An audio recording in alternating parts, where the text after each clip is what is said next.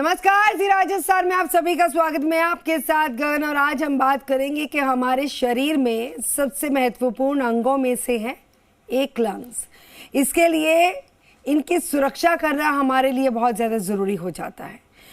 Lungs लगातार हमारे शरीर का ऑक्सीजन आगे जो है वो ट्रांसफ़र करते हैं, लेकिन हमारी छोटी छोटी गलतियां होती हैं जिस वजह से इनमें इन्फेक्शन हो जाता है, जो बड़ी बीमारियों की वजह बन जाती है। अगर समय रहते हम इन्फेक्शन को समझकर उसका इलाज करवा लेते हैं तो हम बड़ी परेशानियों से बच सकते हैं। तो आइए आज हम आपको बताएंगे कि लंग्स इन्फेक्शन के बारे में, और बताएंगे कि कैसे स्वस्थ रहा जा सकता है, कैसे फिट रहा जा सकता है, कैसे इन्फेक्शन से बचकर रहा जा सकता है।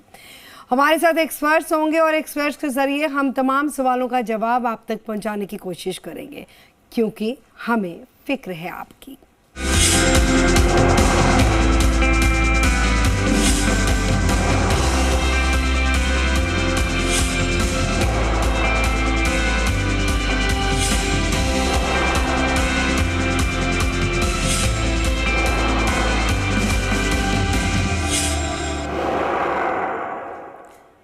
तो हमारे साथ श्वसन रोग विशेषज्ञ जुड़ चुके हैं डॉक्टर दीपक प्रजापत।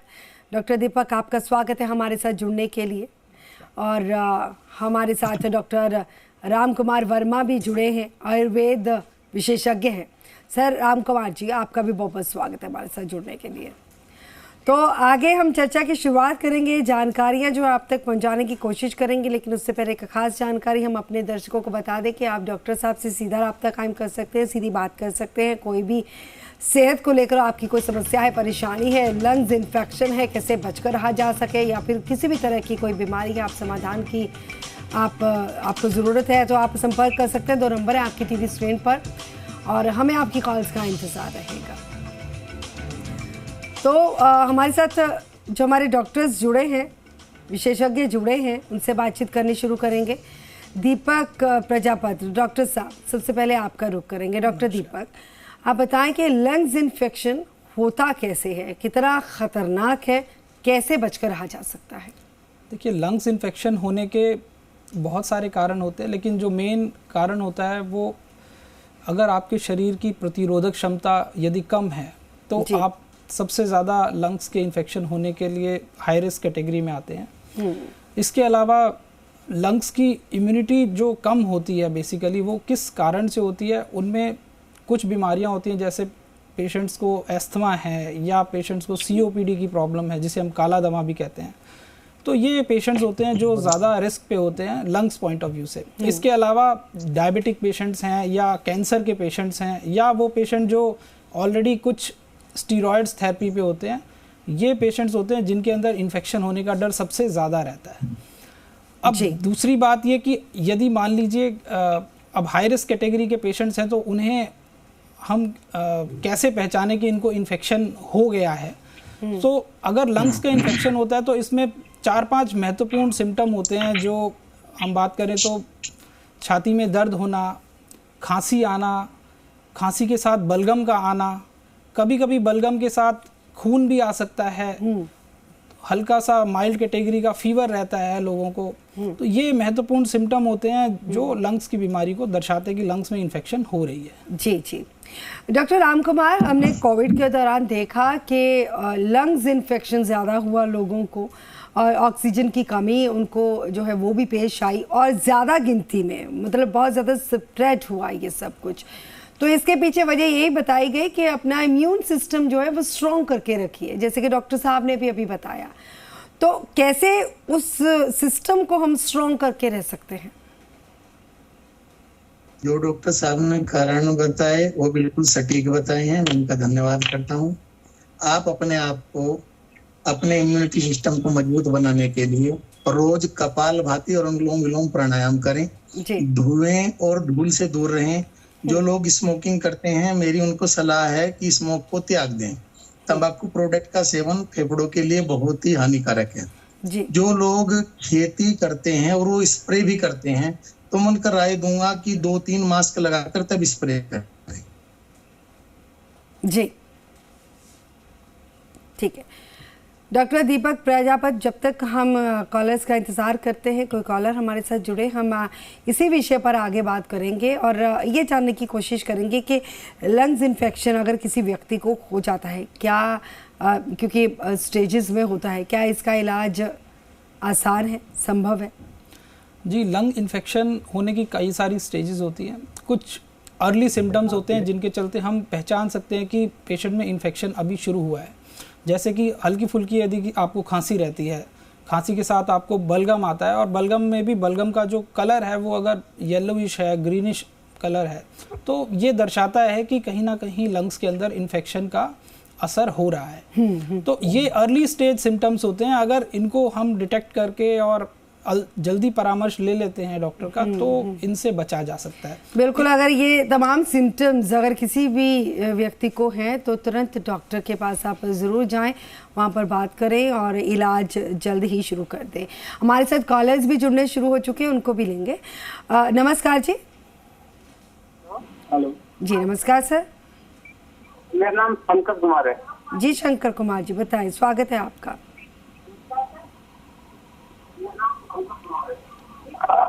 तो मैं कह रहा हूँ कि कितना योग करना चाहिए, मतलब कितनी देर तक योग करना चाहिए? आवाज ब्रेक हो रही है आपकी, प्रश्न दोहरा दीजिए जरा। कितना दौड़ना चाहिए एक दिन में? एक दिन में कितना? मैं कह रहा हूँ कि एक दिन में कितनी देर तक योग करना चाहिए? योगा कितनी देर तक करना चाहिए डॉक्टर राम कुमार? एक दिन में कितना करना चाहिए, कितने वक्त तक योगा करना चाहिए? कम से कम 15 मिनट सुबह और 15 मिनट शाम। जी ठीक है, नेक्स्ट कॉलर से भी जुड़ेंगे। नमस्कार जी। जी मैम नमस्ते। जी नमस्ते सर, बताएं। दिनेश चौहान बात कर रहा हूँ रामदेवरा। जी दिनेश जी बताएं सर। मैम मेरा ये सवाल है, जो इन्फेक्शन आप बता रही है, ऑक्सीजन की क्या कमी से होता है? क्या ऑक्सीजन की कमी से होता है डॉक्टर दीपक? जी नहीं, इन्फेक्शन होने की वजह से ऑक्सीजन कम हो सकती है।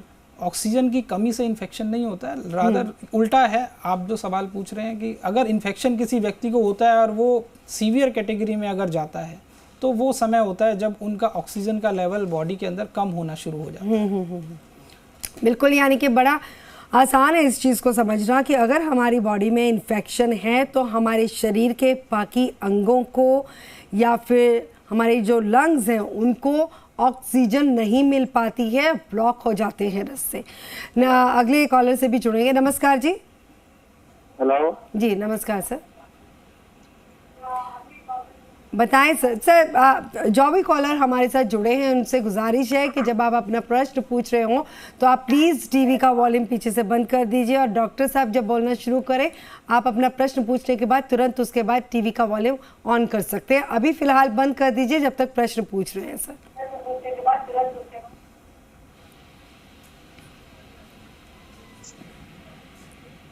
जी बताएं सर। जी सर बताएं। हेलो जी जी बताएं, सुन पा रहे हैं हम आपको। मैं रघुनाथ की बोल रहा हूँ। जी रघुनाथ जी बताइए सर। ये खाना, हाँ जी, ये सुबह सुबह खांसी आती है, सुबह सुबह खांसी आती है, सुबह सुबह खांसी आती है, ठीक है, तो इसकी वजह जानना चाहते हो? बताइए जी डॉक्टर राम कुमार, आप बताएं कि सुबह सुबह खांसी आती है और क्या किया जाए, इलाज क्या है? मैं इनसे जानना चाहता हूँ, क्या ये स्मोकिंग करते हैं? स्मोकिंग करते हैं सर आप? फोन शायद कट किया।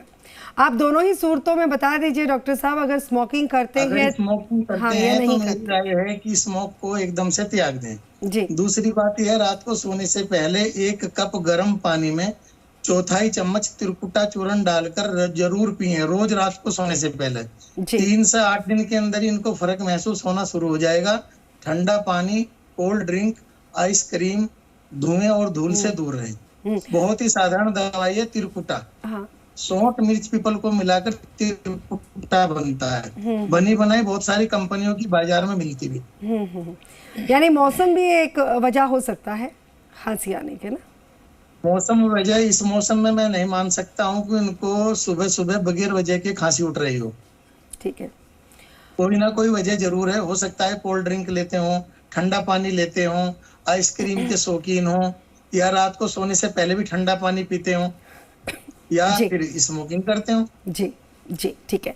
नेक्स्ट कॉलर से भी जुड़ेंगे। नमस्कार जी। नमस्कार। सुबह सुबह खांसी आती है जी।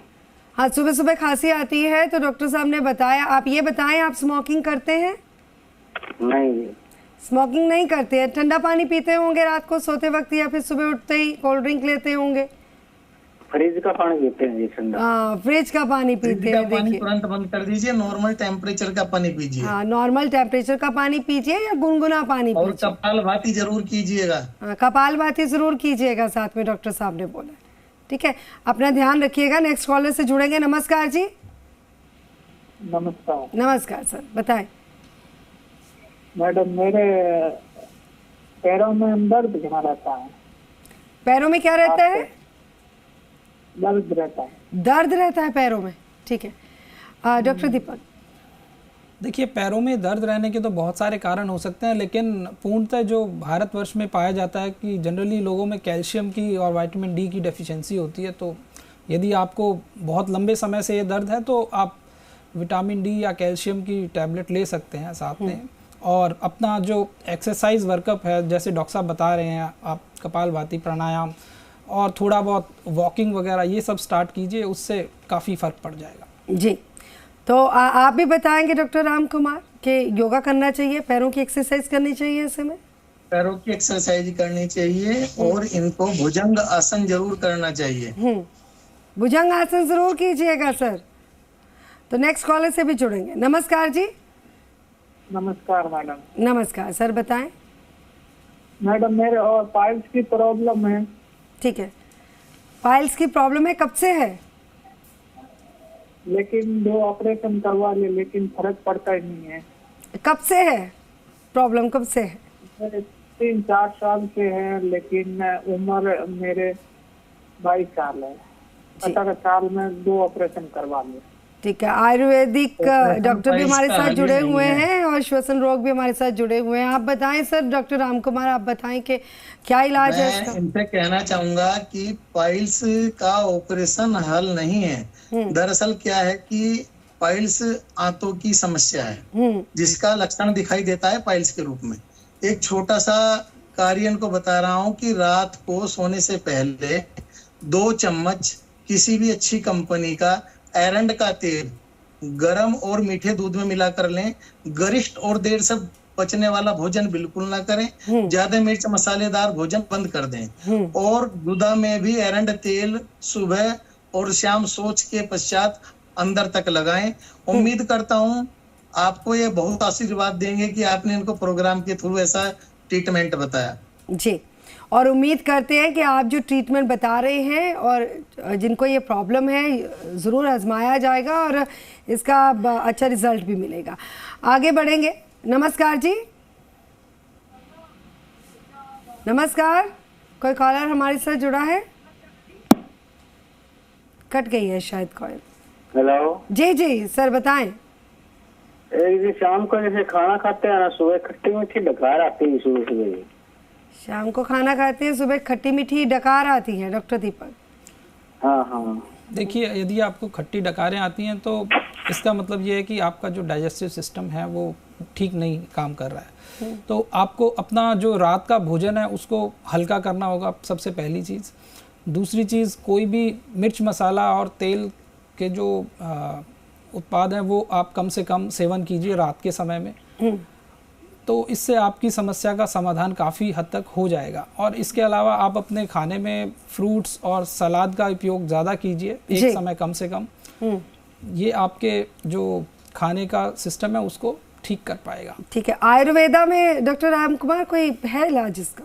बिल्कुल, बहुत सिंपल और घर की रसोई में उपलब्ध है जी। रात को सोने से पहले 1 चम्मच भुनी हुई अजवाइन, जो तवे पर सूखी भुनी हो, बिना किसी चिकनाई के डाले, उसको चबा चबा कर खाएं और ऊपर से आधा कप गुनगुना पानी पिएं। भोजन बिल्कुल हल्का करें, मिर्च मसाले कम करें। ये लोग गरिष्ठ भोजन कर रहे हैं, इनकी अग्नि मंद हो चुकी है। ठीक है, तो जिसको भी समस्या होगी, जो कॉलर थे हमारे साथ, उन्होंने सुना होगा उपाय, और उम्मीद करते हैं कि जल्दी रिजल्ट आएगा, अच्छे हो जाएंगे वो। नेक्स्ट कॉलर से भी जुड़ेंगे। नमस्कार जी। नमस्कार मैम। नमस्कार सर, बताइए। मैम मेरा पेट में 2 दिन से तकलीफ हो रही थी, आप ऐसे ठीक रही है? नहीं समझ पा रही, आप दोबारा से दोहराइए, जरा जोर से बोलिए जरा। मैडम मेरा पेट दर्द हो रहा है, 2 दिन से कुछ प्रॉब्लम हो गई थी, बुखार आया था उसके बाद में जी, तो उसके बारे में मैं समझ। जी डॉक्टर दीपक, आप समझ पाए हैं सवाल? जहाँ तक मैं समझ पा रहा हूँ, ये कह रहे हैं कि मेरे पेट में दर्द हो रहा है। इन्होंने 2 दिन पहले कोई भुट्टा खाया था, उसके बाद से इनको पेट में समस्या हो रही है। ठीक है। अगर आपको पेट में दर्द हो रहा है तो उसका सबसे अच्छा उपाय तो यही है कि आप, जैसे डॉक्टर साहब ने बताया, कि आप रात को अजवाइन लीजिए और उसको साथ पानी पीजिए। साथ में आप अपने खाने में तेल मिर्च मसाला कम कर लीजिए, और फ्रूट्स और सैलड का ज़्यादा सेवन कीजिए, और पानी ज़्यादा से ज़्यादा पीजिए। 1-2 दिन में ये समस्या हल हो जाएगी। बिल्कुल। नेक्स्ट कॉलर से भी जुड़ेंगे। नमस्कार जी। नमस्कार। कॉलर हमारे साथ जब तक जुड़े तो डॉक्टर राम कुमार, आप हमें बताएं, क्योंकि कहते हैं ना कि हर बीमारी का इलाज हमारे अंदर ही है, हमारी बॉडी के अंदर ही है, बस कुछ चीज़ों का ख्याल रखे जाना बहुत ज़्यादा ज़रूरी होता है। 2 छोटी बात बताऊंगा जी। रात का खाना बिल्कुल हल्का लें। जितना हल्का खाना लेंगे उतना आपके लिए और आपके पेट के लिए अच्छा है। फिर भी घर पर हमेशा अजवाइन, हींग और खाने का सोडा, सभी चीजें हमारी रसोई में है। अगर पेट में दर्द है और समझ नहीं आ रहा है कि हमको, जैसे भुट्टा खाने से लोग बोल रहे थे कि भुट्टा खाने से पेट में दर्द हो गया, तो सीधी सीधी बात है कि वो भुट्टा डाइजेस्ट ठीक से नहीं हुआ है। अजवाइन 1 चम्मच, भुनी हुई हींग 1 चने के बराबर, और खाने का मीठा सोडा, सोडियम बाइकार्बोनेट 1/4 चम्मच, इनको मिलाकर गुनगुने पानी से लेंगे तो जादू सा असर करेगा। उम्मीद ऐसी करता हूँ कि इतनी तेज एलोपैथिक दवाई भी असर नहीं करेगी। खाने के साथ ही गैस ऊपर और नीचे दोनों जगह से बाहर जरूर निकलेगी। जी जी। नेक्स्ट कॉलर अगर जुड़े हैं तो उनसे बात करने की कोशिश करेंगे। नमस्कार जी। नमस्कार जी। नमस्कार सर, बताइए। रूपचंद शर्मा बोल रहा हूँ मैं। जी रूपचंद जी, बताएं। मेरे को क्या 2 रोज बुखार आया मैडम। बुखार है आपको? और बुखार आया था, उसके बाद में मैंने दवाइयाँ ले ली डॉक्टर के पास जाकर। उसके बाद में मेरे को अभी भी खांसी है, और खांसी में कफ आ रहा है, और छाती में भी दर्द है। तब क्या करूं मैं? ठीक है डॉक्टर दीपक। देखिए, यदि आपको 2 रोज़ पहले बुखार आया था और अभी भी खांसी की समस्या हो रही है, तो सबसे पहले तो आप गर्म पानी का सेवन कीजिए, ठंडे पानी को त्याग के।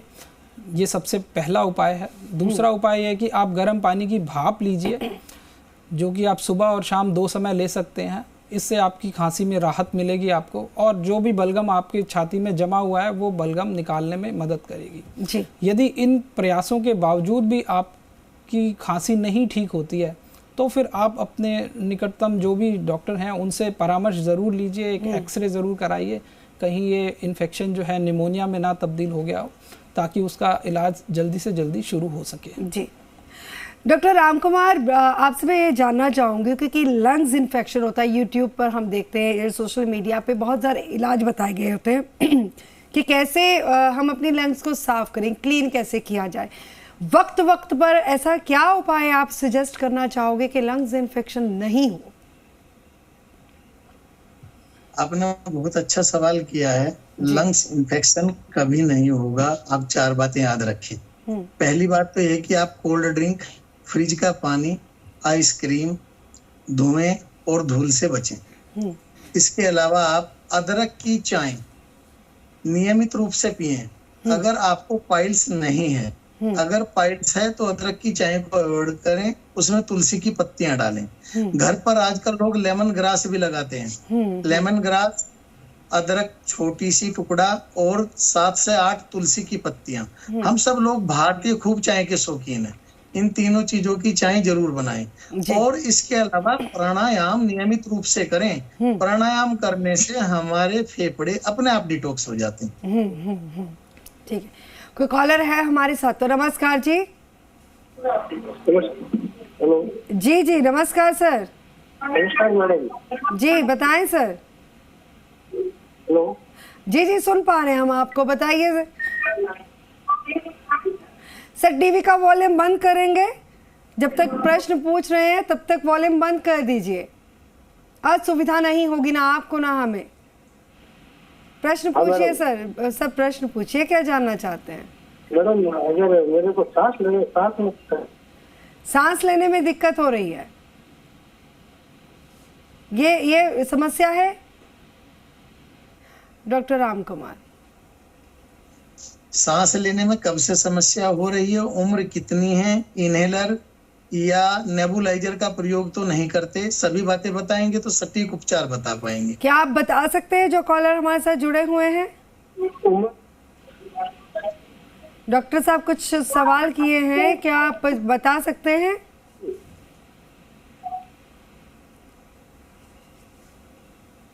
हाँ, कॉलर तक हमारी आवाज पहुंच पा रही है? शायद हमारी आवाज नहीं पहुंच पा रही है। तो क्या कोई और वजह भी हो सकती है सर, जैसे कि आपने बताया डॉक्टर राम कुमार? अभी मेरे को उम्र भी नहीं पता है कि कितनी उम्र है, ये भी नहीं पता है कि इनको समस्या कितनी पुरानी है, कब से है, तो फिर कैसे उपचार बता पाएंगे? ठीक है, अगर मान लीजिए कि समस्या हाल फिलहाल की है, कुछ महीनों की हाल फिलहाल की है, तो सबसे बढ़िया है कि गर्म पानी में कुछ बूंदे नीलगिरी की और एक टिकिया आरती में जलाने वाले कपूर की पीसकर मिलाकर उसकी तौलिए से सिर को ढककर भाप लें, पहली बार में ही बिल्कुल ठीक हो जाएंगे। ठीक है, नेक्स्ट कॉलर से भी जुड़ेंगे। नमस्कार जी। नमस्कार। हेलो नमस्ते मैम। जी नमस्कार सर, बताएं। जी मैम। जी बताएं सर, क्या प्रॉब्लम है? हेलो जी, क्या प्रॉब्लम है सर, क्या समस्या है? जी, जैसे मैं जुकाम रहती है उसके बाद कफ हो जाती है। जुकाम के बाद कफ हो जाती है, ठीक है। सूखी खांसी है? सूखी खांसी है जी, कफ सिरप लेने के बाद मतलब कफ सिरप लेने के बाद कफ ज्यादा नहीं है, तो इसका रीजन क्या है?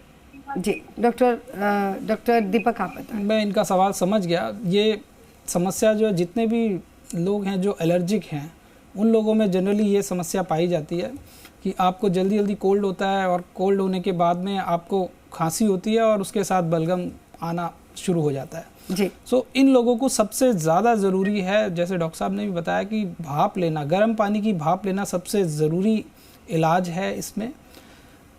दूसरा, अगर आपके घर में कहीं पे भी सीलन है या आपके घर में कहीं पे धुआं ज़्यादा होता है या धूल ज़्यादा उड़ रही है, उसका आप उपाय कर सकते हैं। तीसरा, आप अपने घर में ह्यूमिडिफायर का इस्तेमाल कर सकते हैं। चौथा, यदि आप एलर्जिक हैं, आपको हर सीज़न में इस तरीके की समस्या आ रही है, आपको सांस लेने में कभी कभी प्रॉब्लम होती है, तो आप वैक्सीनेशन भी करवा सकते हैं, क्योंकि वैक्सीन से लंग्स के इन्फेक्शन जो होने की संभावना होती है उसको कम किया जा सकता है। तो ये कुछ उपाय हैं जिनको रेगुलर तौर पे करना चाहिए। ठंडे पानी का इस्तेमाल अवॉइड करना चाहिए। जी जी जी। और इसके अलावा अपनी डाइट जो है, अपनी डाइट को थोड़ा सा और आप सटीक कर सकते हैं, अच्छा कर सकते हैं। आप प्रोटीन ज़्यादा लीजिए डाइट में, ताकि आपको इन्फेक्शंस, प्रोटीन ज़्यादा लेना ज़रूरी है। फाइबर की मात्रा जिसमें ज़्यादा हो वो ज़्यादा ले, जैसे फ्रूट्स हो या सैलेड हो। बहुत बहुत शुक्रिया डॉक्टर दीपक हमारे साथ जुड़ने के लिए। डॉक्टर राम कुमार, आपका भी बहुत बहुत शुक्रिया हमारे साथ जुड़ने के लिए। धन्यवाद। नमस्ते। तो अपना और अपने परिवार का ध्यान रखिए। हम एक्सपर्ट्स के जरिए आप तक जानकारियाँ पहुँचाते रहेंगे, क्योंकि हमें फिक्र है आपकी।